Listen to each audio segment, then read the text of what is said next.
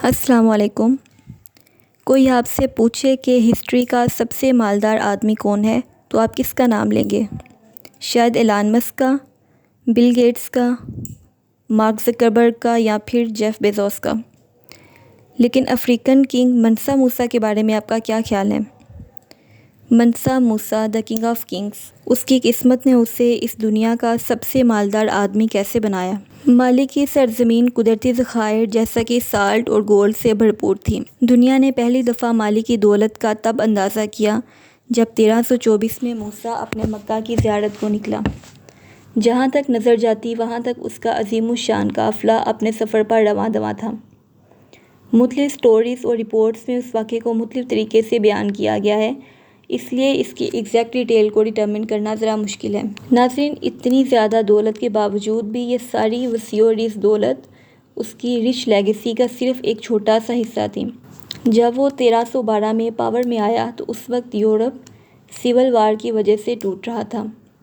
And इसी वक्त बहुत से इस्लामी मुल्क खास करके किंगडम अफ्रीका तरक्की कर रहा था। टिम्बकटू सिटी पर कंट्रोल लेने और गाओ सिटी पर दोबारा पावर री एस्टेब्लिश करने के बाद मंसा मूसा ने वेस्ट अफ्रीकन कोस्ट और मेडिटेरेनियन के दरमियान बहुत ही इम्पोर्टेंट ट्रेड रूट्स को अपने कंट्रोल में लिया। उसके इस अमल के नतीजे में माली का साइज़ ड्रामेटिकली बहुत ज़्यादा बढ़ गया।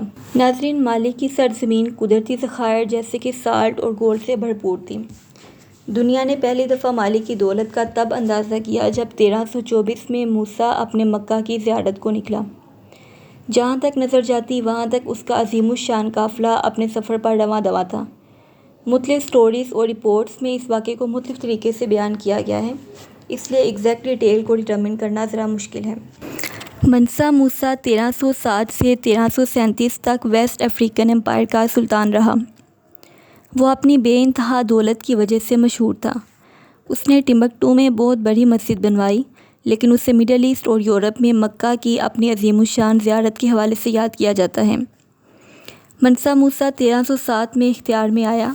अपनी हुकूमत के 70वें साल में वो मक्का की तरफ अपने मशहूर ज़ियारत पर रवाना हुआ। इससे पहले माली स्टेट दुनिया के लिए तकरीबन इनविजिबल थी, लेकिन ये वो ज़ियारत थी जिसने दुनिया को माली की दौलत से रोशनास करवाया। काहिरा और मक्का ने इस रॉयल पर्सोनेज को रिसीव किया। काहिरा जाने से पहले नाइजर रिवर के अपर हिस्से पर वाक़िया अपने कैपिटल न्यानी से वलाता और तुआत का सफ़र करते हुए मंसा मूसा के साथ एक इम्प्रेसिव कारवां था, जिसमें तकरीबन 60,000 लोग शामिल थे, जिनमें से 12,000 गुलामों पर मुश्तमिल एक पर्सनल रिटेन्यू भी शामिल था। ये सभी लोग ब्रोकेड और पर्शियन सिल्क पहने हुए थे। मंसा मूसा खुद एक घोड़े पर सवार था और उसके आगे 500 गुलाम थे, जिनमें हर एक के पास गोल्ड को कैरी करने के लिए स्टाफ था। इसके अलावा मंसा मूसा के पास 80 ऊँटों के सामान वाली एक ट्रेन थी, जिनमें हर एक पर 300 पाउंड यानी कि 136 किलोग्राम गोल्ड था। सफ़र के दौरान मंसा मूसा की बेमिसाल जेनरॉसिटी, पाइटी, अच्छे मलबूसात और इसके फॉलोवर्स के अच्छे रवैये की वजह से उसका एक नाकाबिले बयां अच्छा इंप्रेशन लोगों पर पड़ा। मंसा मूसा ने जिस काहिरा का विज़िट किया, इस पर ममलूक सुल्तानों में से एक ग्रेटेस्ट सुल्तान अल मालिक अल नासिर की हुकूमत थी।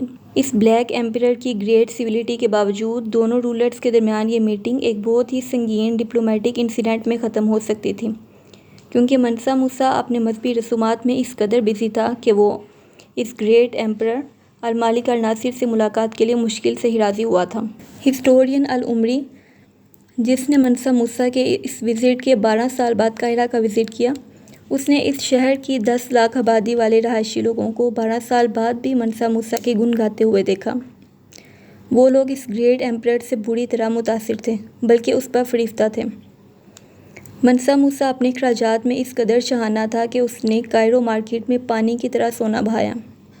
उसके इस तरह करने से गोल्ड की वैल्यू में बहुत ज़्यादा डिक्लाइन आया, जिसको 12 साल गुजरने के बाद भी पूरी तरह से रिकवर नहीं किया जा सका।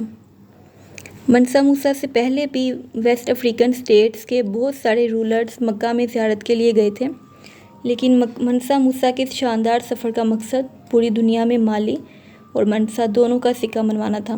मंसा मूसा, जिसकी एम्पायर इस वक्त अजीम तरीन एम्पायर्स में से एक थी, उसके बारे में बताया जाता है कि उसकी सल्तनत के एक सिरे से दूसरे सिरे तक सफ़र करने में तकरीबन 1 साल लगता था। नाज़रीन, अब हम बात करते हैं कन्क्वेस्ट ऑफ सोंगाई किंगडम की। बताया जाता है कि इसके मक्का के पिलग्रिमेज के दौरान इसके जर्नैलों में से एक जर्नैल सगमांडिया ने गाओ के कैपिटल सोंगाई को कैप्चर किया और इस सल्तनत को मज़ीद बढ़ाया। Songhai kingdom hundreds of miles पर फैला हुआ था, सो इस फतह का मतलब एक बहुत बड़ी टेरिटरी का हासिल होना था। 14th सेंचुरी के एक ट्रैवलर इब्न बतूता ने नोट किया कि माली एम्पायर के नॉर्थ बॉर्डर से साउथ में न्यानी तक सफ़र करने में आलमोस्ट 4 महीने लग जाते हैं।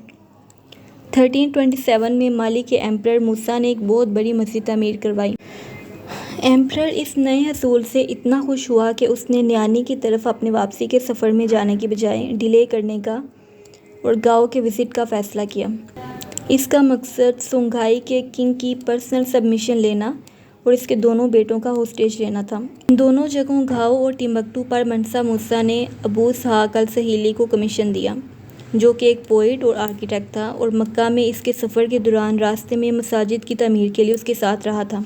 नाज़रीन, गाँव मस्जिद जली हुई ईंटों से बनाई गई थी, जो कि फ़र्स्ट टाइम था।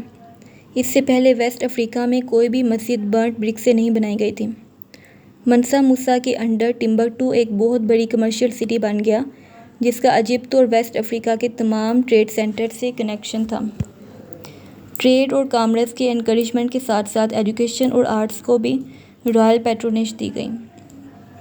वो स्कॉलर्स जो कि हिस्ट्री, कुरानिक थियोलॉजी और लॉज में इंटरेस्टेड थे, उनका काम टिम्बकटू में सेनकोरे मस्जिद को सारी दुनिया के मुसलमानों के लिए एक टीचिंग सेंटर बनाना था और उसे आगे चलकर एक यूनिवर्सिटी का दर्जा देना था। मनसा मूसा की डेथ 1332 में हुई। अफ्रीकन एम्पायर की ऑर्गेनाइजेशन और स्मूथ एडमिनिस्ट्रेशन, यूनिवर्सिटी ऑफ सेनकोर की फाउंडेशन, टिम्बकटू में ट्रेड की एक्सपेंशन, गाओ, टिम्बकटू और न्यानी में आर्किटेक्चरल इनोवेशंस, इनफैक्ट पूरा माली और सोंगाई किंगडम, ये सब मनसा मूसा की बेस्ट एडमिनिस्ट्रेशन के गवाह हैं। इसके अलावा उसने अपनी राया को जो मॉडल्स और रिलीजियस प्रिंसिपल सिखाए वो इसकी मौत के बाद भी बरकरार रहे। नाज़रीन, मनसा मूसा तारीख़ का सबसे ज़्यादा अमीर तरीन इंसान माना जाता है, हत्ता कि आजकल के अमीर तरीन लोग भी दौलत में इससे कहीं ज़्यादा पीछे हैं। उसकी दौलत का मेन हिस्सा साल्ट माइनिंग और गोल्ड डिपॉजिट से आता था। हाथी दांत उसकी दौलत का दूसरा बड़ा सोर्स है।